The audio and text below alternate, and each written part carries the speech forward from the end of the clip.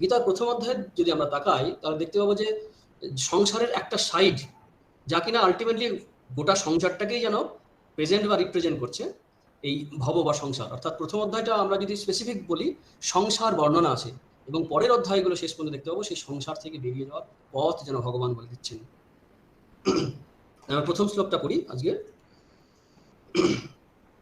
অথ প্রথম অধ্যায় ধৃতরাষ্ট্র উবাচ ধর্মক্ষেত্রে কুরুক্ষেত্রে সমবেতা ইউৎসব মামকা পাণ্ডবাশ্চৈব কিংবা কুর্বত সঞ্জয়।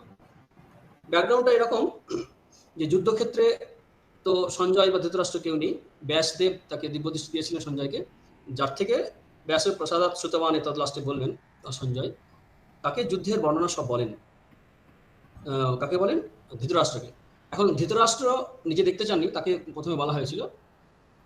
ধৃতরাষ্ট্র প্রশ্ন করছেন যে এই ধর্মক্ষেত্র কুরুক্ষেত্রে যারা ইয়ুৎসব অর্থাৎ যুদ্ধ করার জন্য যারা ইচ্ছুক, অর্থাৎ যুদ্ধ করবে, যোদ্ধারা সমবেত হয়েছে, তারা কারা? উনি দুটো শব্দ ব্যবহার করেছেন। এখানে বোঝা যাচ্ছে যে মহাভারতের যুদ্ধের বীজ ধৃতরাষ্ট্রের হৃদয়ে ধৃত হয়েছিল। সেটা কি? মামকাহ পাণ্ডবাহ, আমার পুত্ররা মামকা, আর পাণ্ডবাহ, পাণ্ডব মানে পাণ্ডুর পুত্ররা। অ্যাকচুয়ালি সবাই কৌরব, কুরুবংশেরই, কিন্তু এই বলার মধ্যে আমরা দেখতে পাচ্ছি যে মামকা পাণ্ডবা মানে একটা ভিতরে যে ওরা আলাদা আমরা আলাদা, এই বীজ, এই বিভেদের বীজ উক্ত হয়ে আছে, বোনা হয়ে আছে। কার মনে? না ধৃতরাষ্ট্রের মনে, যেটা মানে জল বা হাওয়া ইত্যাদি পেয়ে বড় হয়েছে দুর্যোধনের বা এবং 100 যে ভাই তাদের মধ্যে দিয়ে। এর পরিণাম দাঁড়িয়েছে যে সবাই সমবেত হয়েছে আজ যুদ্ধক্ষেত্রে।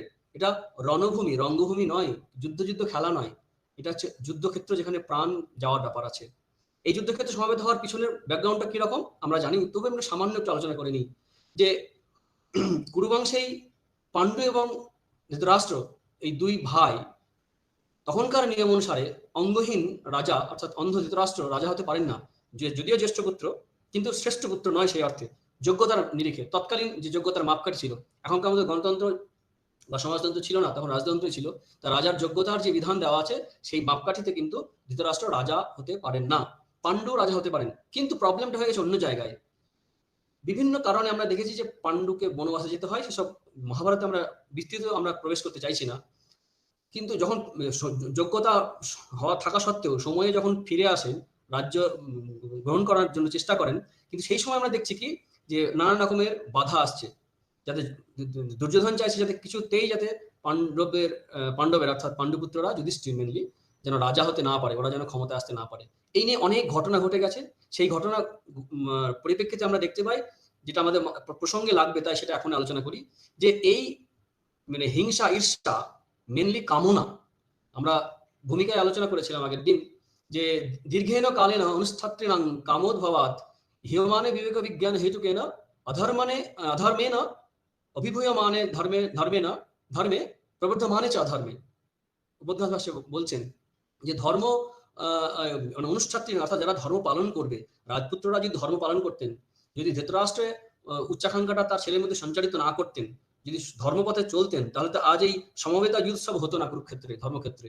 এইখানে সমবেত হওয়ার পিছনের কারণ হচ্ছে এই অনুষ্ঠাত্রীনাম কামোদ্ভবাত, তাদের মধ্যে ডিজায়ার, তাদের মধ্যে বাসনা আকাঙ্ক্ষা, সেই আকাঙ্ক্ষা বাসনা রাগ দেশ এগুলো থেকেই কিন্তু যুদ্ধভূমিতে হাজির করেছে কাকে? আমাদের যাদেরকে দেখতে পাচ্ছি মামকার পাণ্ডবা বললেন সবাইকে। আমরা আমাদের জীবনের যুদ্ধক্ষেত্রে এই অনুষ্ঠাত্রীনাম কামোদ্ভবের জন্যই বিভিন্ন সময়ে কর্মক্ষেত্রে বিভিন্ন ক্ষেত্রে আমরা এই বিভিন্ন ক্রাইসিসের সম্মুখীন হই, বিভিন্ন বিরুদ্ধ পক্ষে মানে যে যার জীবনকে আমাদের একদম মানে কি বলবো হেল করে দেয়। এই আমাদের ভিতরে এই কামনা বাসনা থাকার জন্যই আমরা অনেক রকমের সংকল্প করি, সেই সংকল্পের সঙ্গে নিজের মধ্যে নিজের বিরোধ হয় এবং সংসার নিজেদের মধ্যে নিজেদের বিরোধ হয়।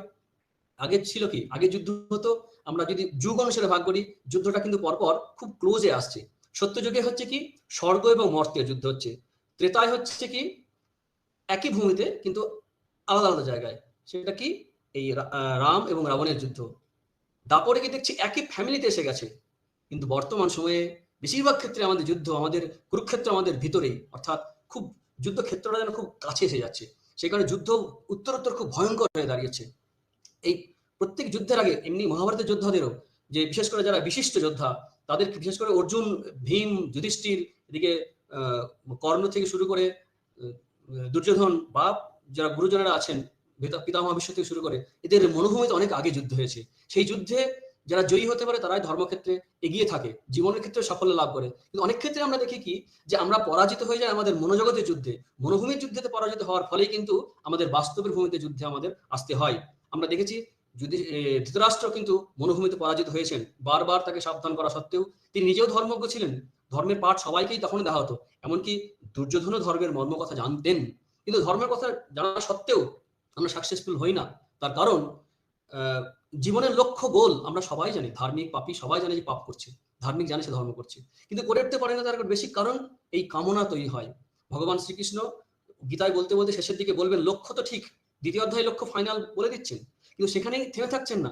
কারণ শুধু লক্ষ্য বললে হবে না, লক্ষ্য লাভের উপায় বলতে হবে, এবং আমরা কি অবস্থায় আছি, কোন অবস্থায় আছি সেটা জানা খুব প্রয়োজন। ডায়াগনোসিস যেটা বলা হয়, যে নিজের প্রবলেম, নিজের দোষ ত্রুটি নিজের কাছে প্রকাশিত হওয়া প্রয়োজন। Recognising problem, admitting the problem, নিজেদেরকে জাস্টিফাই না করে জাস্টিফিকেশনের জায়গায় আমাদেরকে অ্যাডমিট করতে হবে। আমরা অনেক সময় অ্যাডমিট করি না, নিজের দোষটাকে আমরা কখনো রিকগনাইজ করি না, রিকগনাইজ করলেও অ্যাডমিট করি না, এটা খুব জরুরি।